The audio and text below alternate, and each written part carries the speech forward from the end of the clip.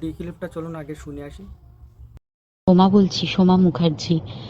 এত কষ্ট হচ্ছে ভিতরে যে হসপিটালে বসে থাকতে পারছি না, আমাদের সব ডাক্তাররা সবাই খুব ডিস্টার্বড। আজকে তো ওপিডি বন্ধ রাখা হয়েছে। তোরা জানিস সমস্ত ঘটনা শুনলাম, যা যা মানে সত্যিকারের ঘটনা, যেটা আরজি করের ভিতরের যে ডাক্তার তারা তাদের বন্ধু বান্ধব মারফত এটা ছড়িয়ে মানে এসছে আমাদের কাছে। অ্যাকচুয়ালি যেটা ঘটেছে সেটা হচ্ছে, আমি শুনে তো মানে বিশ্বাস করতেও নিজেকে কেমন লাগছে রে। প্রত্যেকটা আমাদের ওয়েস্ট বেঙ্গলের প্রত্যেকটা মেডিকেল কলেজে, বিশেষ করে কলকাতার সরকারি মেডিকেল কলেজগুলোর প্রিন্সিপালরা, ডিপার্টমেন্টাল হেডরা, প্রিন্সিপালরা বিশেষ করে, তারা পাশ করানোর জন্য স্টুডেন্টদের কাছে রীতিমতো টাকা নেয়। যেসব স্টুডেন্টরা, ইন্টার্নরা, পিজিটিরা যারা ভালো করে ক্লাস করে না বা থিসিস তারা জমা দেবে, পিজিতে তো থিসিস জমা দিতে হয়, তো যারা MBBS final year final pass করবে না সাপ্লি পাইয়ে দেবে, ইন্টার্নের কমপ্লিশন দেবে না, ইন্টার্ন হওয়ার পর কমপ্লিশন না দিলে তারা রেজিস্ট্রেশন নাম্বার পাবে না, এই সমস্ত ভয় দেখিয়ে টাকা পয়সা নেয়। সমস্ত জায়গাতেই এটা আছে। এর মধ্যে সব থেকে নিকৃষ্টের থেকেও নিকৃষ্টতম হচ্ছে সন্দীপ ঘোষ, প্রিন্সিপাল, যে তোর আমাদের কি বলে আরজি কর মেডিকেল কলেজে। সেখানে ভাব যে ওনার একটা বিশাল নেক্সাস ছিল, যাতে উনি বেশ কিছু ইন্টার্ন, হাউস স্টাফ এদেরকে দিয়ে ওই নেক্সাসটা চালাতেন। তারা ওখানে একটা সেক্স র্যাকেট চালাতো, তারা একটা ড্রাগ র্যাকেট চালাতো। ড্রাগ র্যাকেট মানে ওই যে ওটাতে বলেছে না, ড্রাগ মানে শুধু ওই হেরোইন আর ব্রাউন সুগারের ড্রাগ খাওয়া বা মদ খাওয়া নয়। ড্রাগ মানে হচ্ছে যে কম দামি, কম টাকায় যে ওষুধ পাওয়া যায়, যে ওষুধ, ওষুধ না জল ভগবান জানে, সেই ওষুধের মানে কোটি কোটি টাকায় যে টেন্ডার বেরোতো, সেই ওষুধ নিয়ে ওষুধ কোম্পানিগুলোর কাছ থেকে কোটি কোটি টাকা, সেই সমস্ত টাকার একটা বড় অংশ যেত পার্টি ফান্ডে, বুঝতেই পারছিস তাহলে। সেই জন্য পার্টির একদমই কাছের উনি, পার্টির মানে একদম খোদ মানে ওপর লেভেলের একদম আসল জায়গাকার কাছে। তো এবার উনি এই যে নেক্সাসটা চালাতেন, তাতে রীতিমতো কোন ইন্টার্নকে উনি পাশ করাবেন, কোন পিজিটেকে উনি থিসিস কমপ্লিট করাবেন, সেগুলো সব ভয় দেখিয়ে টাকা নিতেন। আর তার হয়ে কাজ করতো ওই ইন্টার্ন হাউস স্টাফের একটা পুরো বড় নেক্সাস। এবার এই মেয়েটির যে পিজিটি, মেয়েটি অত্যন্ত ভালো, সে তার থিসিসটা কমপ্লিট করাবে না বলে হুমকি দিচ্ছিল। সে এটা জানতে পেরে গিয়ে বলেছিল যে আমি এরকম কোনোভাবেই মেনে নেব না, আমি এর এর বিরুদ্ধে আমি যাব এবং আমি এর বিরুদ্ধে সব ফাঁস করে দেবো। তখন তাকে রীতিমতো ধমক দেওয়া হচ্ছিল। এটা চলছিল লাস্ট 6 মান্থস ধরে। 6 মাস ধরে তাকে হুমকি দেওয়া, তার প্রতি মানে বেশি বেশি প্রথমের দিকে কি করছিল, অত্যাচার করছিল। মানে কিরকম, বেশি বেশি করে নাইট ডিউটি দিচ্ছে, at a stress 36 hours duty, বেশি বেশি করে নাইট, বেশি বেশি করে খাটানো, এবং এগুলো সব জানে ডিপার্টমেন্টাল হেড, চেস্টের যে ডিপার্টমেন্টাল হেড সেও জানে, সিনিয়র পিজিটিরা সবাই জানে। প্রিন্সিপালের নির্দেশেই হচ্ছে এবং ওনার নেক্সাসের ছেলেমেয়েরাই কাজ করছে। তারা 6 মাস ধরে এটা করেছে। করার পরেও যখন ওকে আটকাতে পারেনি, তখন কি করেছে, ওই দিনকে ওরা ঠিক করেছে যে দিনটাতে এই ঘটনাটা ঘটেছে, সেদিন কতখানি প্ল্যান্ড এবং গট আপ গেম দেখ। সেই দিন ওই ঘরে, ওই সেমিনার রুমে প্রত্যেক দিনই 4 তলার আরও অনেকেই যারা সিনিয়র পিজিটি বা জুনিয়র পিজিটি, তারা কিন্তু বিশ্রাম নিতে যেত, অনেকেই ওই ঘরে যেত। সেই দিনকে ও একা, ওকে বলেছে তুমি ঘুমিয়ে পড়ো, ওকে একা রেখে এসেছে। বাকিরা কাউকে যেতে দেয়নি, বলেছে ওই ঘরে আজকে ঘটনা ঘটছে, মানে কাজ হচ্ছে, ওই ঘরে কেউ যাবে না। ওই ঘরে সেই দিনকে ওর সাথে যখন খাওয়া দাওয়া করেছে বাকি 4 জন, সেই 4 জনের মধ্যে একটি মেয়ে পর্যন্ত ছিল। সে কিরকম মেয়ে চিন্তা কর, এরা ডাক্তার না জানোয়ার জানি না, আমি জানোয়ার বললেও জানোয়ারদের অপমান করা হয়, কারণ জানোয়ার সমাজে এরকম কাজ হয় না। তো ডাক্তার না কি আমি বলতে পারবো না। সেই ইন্টার্ন মেয়েটি আরেকটি ইন্টার্নের গার্লফ্রেন্ড।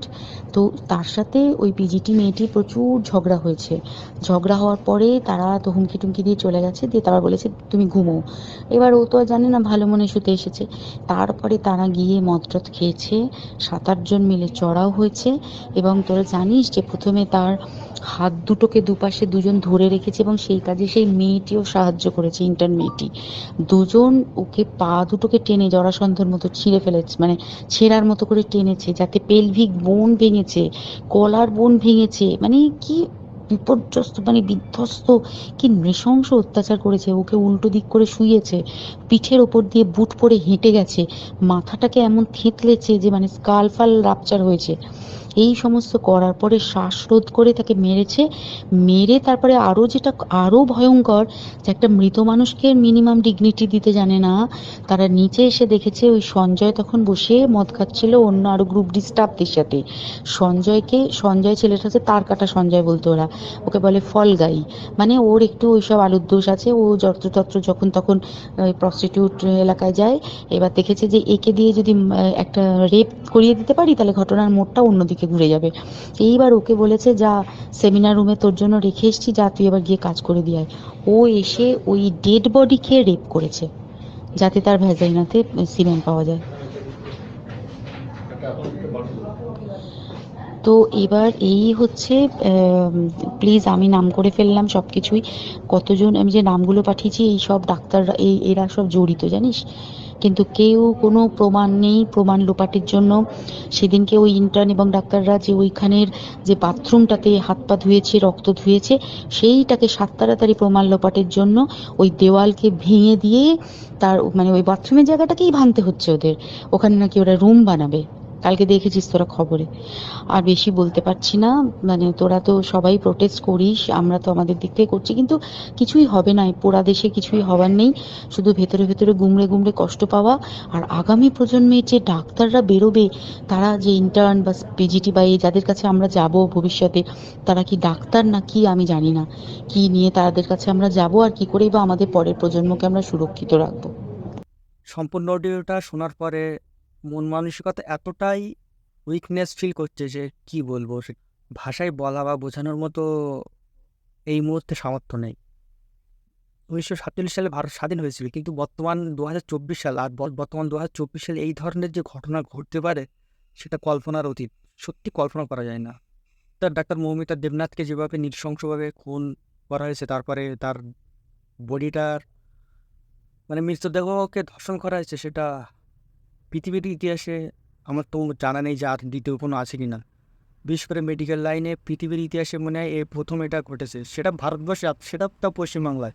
আমরা কিন্তু এই ধরনের আর কোনো ঘটনা দ্বিতীয়বার রিপিট হতে দেব না, বা আমরা চাইও না যে এই ধরনের ঘটনা দ্বিতীয়বার রিপিট হোক। যে সমাজে বা যে দেশে একজন ডাক্তার যে মানুষকে সেবা দিয়ে যায় সে নিরাপদ নয়, তাহলে সাধারণ মানুষ কতটা নিরাপদ থাকবে? এটা কিন্তু একটা বড় প্রশ্ন চিহ্ন থাকবেই অবশ্যই। আর মৌমিতা দেবনাথকে যারা খুন করেছে এবং খুনের পরে ধর্ষণের জন্য যাকে উদ্বুদ্ধ করেছে, সবাইকে অর্থাৎ দোষীদের সবাইকে শাস্তি দেওয়া। তাও কীভাবে শাস্তি? যারা তেন শাস্তি দিলে হবে না, লোকালয়ে এনে তাদের যারা দোষী তাদের লোকালয়ে এতদূর পর্যন্ত, অর্থাৎ কোমর পর্যন্ত বা বুক পর্যন্ত পুঁতে দিয়ে তাদের পাথর মেরে হত্যা করতে হবে। আমাদের একটাই দাবি থাকবে, we want justice for doctor Moumita Debnath. আর যারা এই কুকর্ম কাজের সঙ্গে লিপ্ত, তা সে যত বড়ই যাই হোক না কেন, তাদের ইমিডিয়েট তাদের শাস্তি দিতে হবে। তা যেমন তেমন শাস্তি দিলে হবে না, যেমন তেমন শাস্তি দিলে আবার এই সব ঘটনা পুনরাবৃত্তি ঘটতেই থাকবে, এটা বন্ধ হবে না। শাস্তি দিতে গেলে তাদের মানে একদম পুরো সমাজের মধ্যে এনে বা লোকালয়ে এনে তাদের কোমর বা বুক পর্যন্ত পুঁতে রেখে আম জনতা তাদের পাথর মেরে হত্যা করবে। তাদের পাথর মেরে হত্যা করবে, যেটা সৌদি আরবে নিয়ম রয়েছে। সেই নিয়মটা পশ্চিমবাংলায় আমরা চাই, সেই নিয়মটা ভারতবর্ষে আমরা চাই। এই নিয়মটা কে কে চায় সবাই একটু কমেন্ট করবেন আর বেশি বেশি শেয়ার করবেন। আমরা দোষীদের শাস্তি একটাই চাই, সেটা হচ্ছে তাদেরকে লোকালয়ে এনে তাদের কোমর বা বুক পর্যন্ত পুঁতে রেখে তাদের পাথর মেরে হত্যা করতে হবে। যে কজন আসে না কেন, পাথর মারবে সাধারণ পাবলিক, পাথর মারবে এই কুকর্মের বিরুদ্ধে যারা দাঁড়িয়ে রয়েছে তারাই, পাথর মারবে সাধারণ মানুষ। তাদের পাথর মেরে হত্যা করতেই হবে। যেমন তেমন বিচার তাদের করলে হবে না, তাদের ইমিডিয়েট ধরে তাদের লোকালয়ে এনে বুক অথবা কোমর পর্যন্ত পুঁতে তাদের পাথর মেরে হত্যা করতে হবে। সৌদি আরবে যে নিয়মটা রয়েছে সেই নিয়মটা ইমিডিয়েট এখানে অন্তত এই কেসের জন্য লাগু করা হোক। অন্য কেস কী করবেন না করবেন সেটা পরের কথা, এই কেসের জন্য লাগু করা হোক, যাতে পরবর্তীকালে অন্য কেউ এই ধরনের শাস্তি দেখে আর দ্বিতীয়বার যেন এই ধরনের কাজে লিপ্ত হওয়ার সামান্যতম সামান্যতম যেন মন মানসিকতা তাদের ব্রেনের মধ্যে না নিয়ে আসে। আমরা এটাই চাই। আর এটা খুবই লজ্জাজনক একটা ভারতবাসী হিসাবে আমি বলতে পারি এর মতো লজ্জা পৃথিবীতে নেই।